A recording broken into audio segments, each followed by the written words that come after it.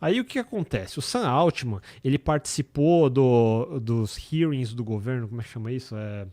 As audiências? As audiências do governo, então ele se coloca, foi o momento, ele se colocou como o embaixador de todas as IAs, a ideia de fazer IAs responsáveis, temos que fazer Toda essa regulamentações, então ele é inteligente, ele é muito inteligente, ele é asqueroso também, porque ele já chega assim, antes que criem as regras, eu vou criar as regras para todo mundo, o comportamento dele é bem assim. Aí chega em 2023, se eu não me engano, acho que foi 2023, acontece alguma coisa que a gente não sabe o que é, porque ninguém nunca disse 100% da informação. Houve uma briga interna dentro da OpenAI. O Sam Altman estava fazendo alguma coisa que a diretoria não gostou, o Board of Directors. E aí detonaram o conselho, na verdade. Aí eles queriam tirar ele. Um deles era o Ilya Sutskever, estava no meio disso. Aí ele dá a volta por cima. Aí ele vai conversar com a Microsoft. Aí a Microsoft fala: se o Sam Altman quiser sair, eu trago ele para a Microsoft. E todo mundo que ele quiser trazer junto, entendeu? Aí todo mundo pé: não foi bem isso que eu quis dizer. Acontece alguma coisa, a gente não sabe o que é. E quem acaba saindo no final é o Ilya Sutskever, o cara que de fato é o cérebro, sabe? E ele sai de lá. Então, começa... Aí, além disso, isso já deixou um gosto meio esquisito na boca. Além disso, os outros concorrentes começam a aparecer. Então, o Google finalmente começa a mostrar para que veio. No Anthropic lança o Claude. Então, aí a China começa, a Tencent, a Xiaomi agora. Todos eles começam a aparecer com modelos. Então, muito rápido, o pessoal viu, o paper saiu, entendemos, vamos tentar fazer o nosso e ver como que isso vai funcionar. E é caro fazer isso, então por isso que só esses caras grandes conseguem. Eu entendo o que o Sam Altman está fazendo, porque para você ter tanto de máquina, você precisa de funding, e esse funding tem que vir de algum lugar. Então ele tem que vender essa ideia maior do que realmente dá para fazer para você continuar nesse processo. O Elon Musk estava brigando com ele aí, se eu não me engano, para tirar lá inclusive do site da OpenAI que ela é sem fins lucrativos. Teve todo um movimento jurídico para transformar a OpenAI numa entidade comercial e tudo mais. Então tem toda uma movimentação que teve que ser feita por trás dos panos que a gente não sabe os detalhes. O problema do GPT, do chat GPT em si, que eu vejo o chat GPT 2 para o chat GPT 3 foi um salto enorme. Assim, até uma pessoa não técnica consegue ver que houve um salto de qualidade. Do 3 para o 4 também, mas já é menos. Tá. Entende? Aí eles começam a lançar uma série de novas versões de ChatGPT. Aí você tem O3, O4, 4O. Cada um com uma aplicação. E de fato tem, como eu posso explicar daqui a pouco, mas você vê que ele cada vez mais está atrasando o 5. O 5 não sai.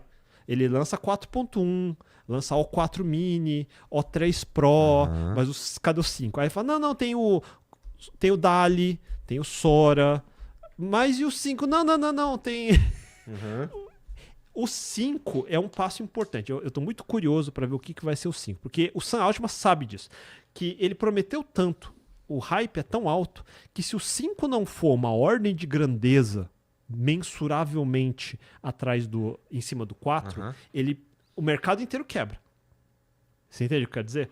Porque ele vem prometendo a GI, porque é muito melhor, muito melhor, muito melhor. Só que não se sustenta. Para ele sustentar esse discurso, ele tem que lançar um ChatGPT 5 que é tão ordem de grandeza quanto for do 2 para o 4. Porque se ele não fizer, as pessoas não virem diferença, tipo, eu falo com o 4, falo com o 5, mas dá a mesma resposta, sabe? Tipo, eu não senti diferença, vamos ter um problema. Porque toda essa narrativa é derivada desse discurso do Sam Altman de que vai substituir todo programador, de que vai ser AGI, vamos ter artistas, vamos ter diretores de cinema, todo mundo vai ser AGI. Se não rolar, tu acha que vem um novo inverno na inteligência artificial? Esse que é o problema. É por isso que eu falo que ele tem a arrogância do Rosenblatt, mas não é o Rosenblatt. E é um problema porque... num primeiro momento parece bom, e esse que é o ruim, porque parece bom no começo, porque vem É que nem uma pessoa que é ingênua e ele vê que todo mundo tá te dando atenção e você começa a falsificar isso, só que você não consegue sustentar. E cada vez que você acha que vão te descobrir, você mente mais, e mente mais, e mente mais. É o problema do mentiroso. Entendi. Então, Porra, tá. E a versão 5 do ChatGPT já seria, portanto, ou sei lá, a AGI. assim, ele nunca disse Ele que nunca- vai ser, mas ele fala tanto que começa assim, não precisa ser. Mas eu tenho que ver que teve uma evolução nesse caminho, entendeu? Aham. E vamos lá. Aí, uma das coisas que tá escrito aqui nessa tua lista aqui, que os caras mandaram pra você, tem aqui, ó, AGI, desmistificar. AGI seria o ponto que a inteligência artificial começa a conseguir aprender sozinha, não é? Por exemplo, sim. Então, hoje em dia, a gente está chamando isso de agentes. Aham. Agentes já era um nome que existe nos papers de inteligência artificial anos atrás. E não tem a ver com o que a gente está fazendo agora. Num dos artigos que...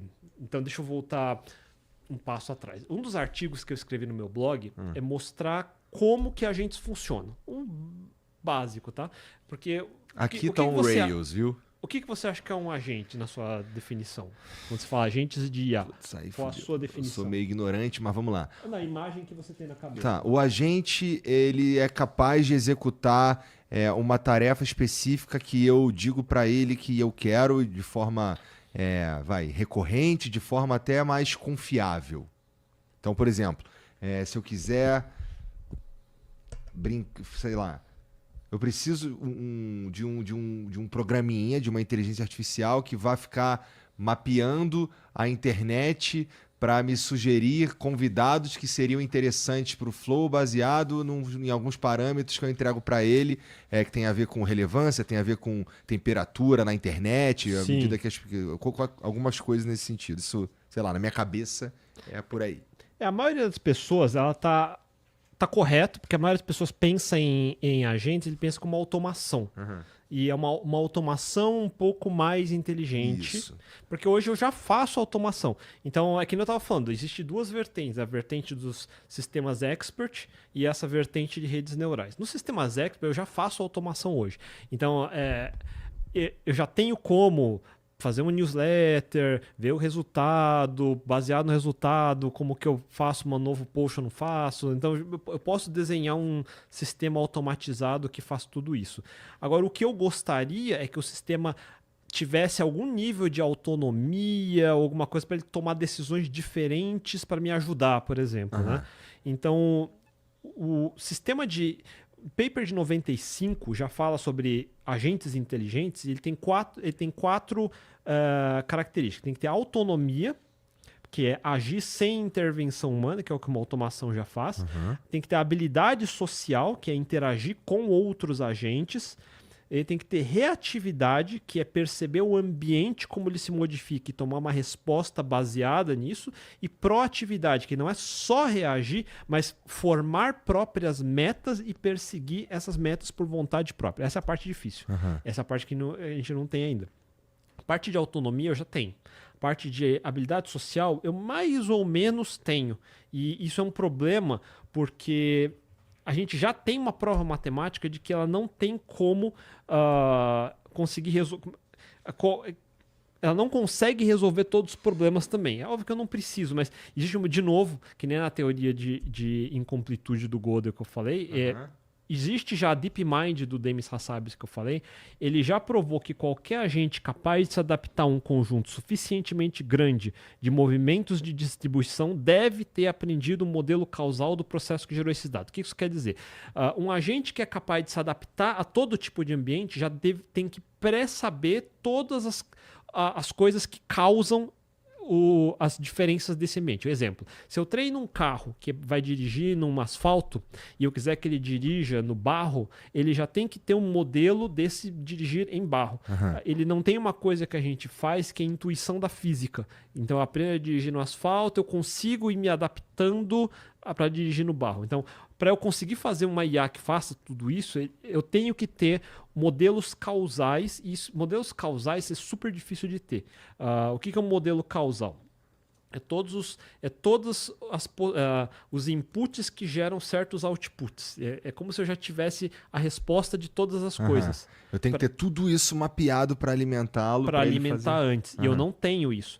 Porque o problema que eu tenho é só dados. Dados sem contexto é um problema. Exemplo, tem um caso clássico que você aprende probabilidade, que é assim, você tem uma tabela onde você pesquisa grupos de pessoas que foram no médico e que ficaram doentes uma semana depois. Aí você, obviamente, a maioria das pessoas que vai no médico fica doente com mais frequência uma semana depois do que quem não vai no médico. Porque, normalmente, quem vai no médico vai porque está sentindo alguma coisa, certo? Mas se eu só vejo esse dado bruto, então, não eu vou parar de ir no médico. Exato. Se for uma decisão, baseado nisso, eu devo ir no médico e falar, porra, todo mundo vai no médico fica mais doente, eu acho que eu não vou no médico. Então, se eu pegar só o dado sem um modelo causal, eu tomo esse tipo de conclusão. Imagina que eu sou meio burro, entendeu? E isso acontece um monte de vezes. Na verdade, inclusive, tem um monte de manipulação de informação baseado nisso daí. Baseado nisso. Antes da gente continuar, só te informar, tal caso a gente não tenha te informado, que se você quiser ir ao banheiro, é só ir, tá bom? Boa. Não, eu tô bem tá ainda bom. Por enquanto. Então vai lá. Eu tô controlando a minha água, mas o que acontece? Esse negócio de dados é difícil. E os modelos causais são difíceis. Dados sem contexto é um grande problema. Até fazer um parêntese, que isso me incomoda, e é um dos motivos de por que eu vim aqui para falar. Me incomoda muito. Então, Sam Altman me incomoda. Me incomodou, por exemplo, o Eric Schmidt, que é ex-CFO do Google e fez uma palestra que... de novo, falando, porque em 5 anos ele vai substituir todos os artistas. Aí, o Mark Zuckerberg, filho da mãe, eu tava gostando dele, começa a falar de novo sobre isso. A Microsoft que fala que 30% de todo o código... Tem até uma imagem, acho que na notícia, a Microsoft 30%. Vamos deixar essa como ilustração para quem nunca viu. A Microsoft fala que 30% de todo o código que eles já fazem é feita com IA. Aí você tem Microsoft... Então, todos eles, né, falando sobre as maravilhas do IA e jogando esse monte de confete em cima. Enquanto isso, a gente não está vendo esse resultado. Esse que é o problema. De novo, um monte de expectativa sem ver resultado. Então, a gente estava falando sobre... Então, qual que é o problema? Se você olhar os benchmarks, toda vez que sai um novo modelo, já GPT-4, saiu agora o Sonnet 4, saiu o Gemini 2.5, DeepMind R1, DeepSeek R1, sei lá, vai saindo todos esses aí. Toda vez sai um benchmark, um ranking, onde que... Aí ele fala assim, o GPT 4.1... No benchmark X ele fazia 80%, agora faz 90%, a concorrência está fazendo 70%, portanto nós somos muito mais foda. Bacana, é um jeito de comparar. Onde me irrita é quando ele fala de programação, porque ele fala assim, o GPT-4 consegue resolver 80% dos todos os problemas de computação que a gente deu para ele. O Sonnet 3.7 faz 70%, o Sonnet 4 faz 80%. E quando uma pessoa leiga vê um número desse, e os jornalistas não explicam isso na porra das matérias, ele fala, caralho, todos eles já fazem 80%, 90% de todos os problemas que eu passo para ele. Pô, então ele é bom pra caramba. Eu que sou programador, coitado, não consigo fazer 90% certo dos problemas, certo? E aí você vê a Microsoft falando... muito rápido, inclusive. Sim, e rápido. Então, 30% do código da Microsoft já é código de IA. Inclusive, eles fizeram um layoff agora, demitiram mais de 6 mil pessoas. Não sei se você chegou a ver sobre isso. Demitiram 100 pessoas, depois demitiram mais. A segunda notícia quase ninguém viu. Aí todo mundo fala, porque obviamente a IA já está substituindo todo esse pessoal, né? Então, aí você fala, caraca, o que está acontecendo? E é por isso que me motivou a fazer as pesquisas que eu estava fazendo. Quando você vai pesquisar de fato, o que são esses problemas que estão nesse benchmark? Tá? É isso que ninguém vê. Vamos ver os problemas que estão lá. Eles são aqueles probleminhas que é de primeiro ano de faculdade.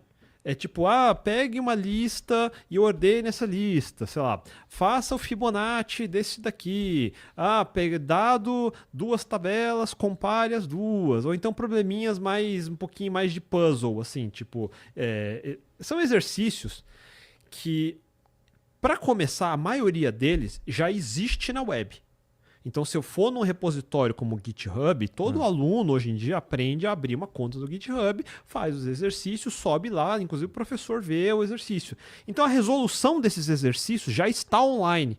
É como se eu te pedisse para fazer o vestibular e eu já você tivesse acesso ao Google. Na verdade, eu vou ficar puto com você de você não ter acertado 100%. Falar, como que você não acertou 100%? Eu já te dei a cola. Tá, para começar, esse é o passo 1. Aí no passo 2, existem benchmarks como o SWE Bench que tenta ser um pouco mais realista. Então, ele pega uma dúzia de projetos open source, ele vai no repositório onde tem a lista de bugs, requisições e tudo mais, e ele usa isso como base de teste para ver se a IA resolve. Aí o número já desce de 90% para a faixa dos 50%, que é um bom número. Não vamos dizer que não é um número bom. Então, isso ajuda de fato. Ainda assim, para mim, ele não me substitui, tá longe de me substituir, tá? É ridículo. Então, eu tentei fazer os meus próprios testes. Eu peguei vários deles, eu fiz um projetinho ridículo, idiota mesmo, em Python, que é só um chatzinho mínimo que conversa com um modelo e faz o equivalente ao que um agente faz, que eu falo assim, leia um arquivo que está na minha máquina, e ele dá o comando e lê. Ou vá na internet e puxe um resultado, ele faz isso. Eu fiz esse chatzinho, é o Hello World de um agente. Tá.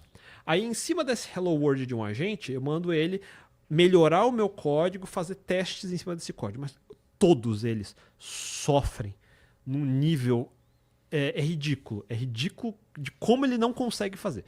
Os melhorzinhos hoje em dia é justamente o Gemini 2.5, o O4, acho que era o O4 Mini, e agora o Sonnet 4 do Claude foram os 3 melhores que me deram menos dor de cabeça. Esses são aqueles que fazem aquele pensamento profundo, não? Também tem essa ideia de pensamento profundo. Pensamento profundo... Não, pera, tu ia falar outra coisa, eu te interrompi. Eu vou até anotar aqui o Thinking, que é o Reasoning. Então vamos deixar anotado aqui. Então, todos eles sofrem. Então, o DeepSeek eu apanhei um pouco, os modelos open source eu apanhei também, da Microsoft eu apanhei também. E apanhar quer dizer, eu peço para ele fazer uma mudança no código. Aí ele muda uma coisa que não deveria. Fala, não muda isso aqui, muda essa outra coisa. Aí ele vai, conserta e faz um outro erro. Fala, porra, você fez esse outro erro, faz de novo aqui. E você tem que ficar pedindo, 1 hora pedindo para ele fazer um negócio. Às vezes eu tenho quase dizer, cara, vai nesta linha, substitui isto por isto e faça isto. E ainda ele erra. Entendi. Então tá longe mesmo de substituir. Tá longe. Não é um negócio que você fala, dá um probleminha, ele faz tudo. Tem um monte de gente que vai falar, faz mesmo. É que são problemas simples. São muitos problemas simples. Tipo, bacana, ele sabe fazer um pequeno site, não é difícil fazer um pequeno site. Agora, se eu pedir para ele fazer um sistema de recomendação de produtos baseado em machine learning que escale para 10 mil pessoas e não pode ter buraco de segurança. Ele não sabe fazer. Ele não consegue fazer. E você que tá assistindo esse vídeo aqui no Talkflow, dá pra você virar membro, cara, do Flow agora. É um botãozinho do lado do botão de se inscrever. A gente faz um programa semanal só pros membros. Olha. Então fique esperto aí. Se quiser virar membro, tá bem aqui do lado, é mó merreca, custa menos de R$8, irmão.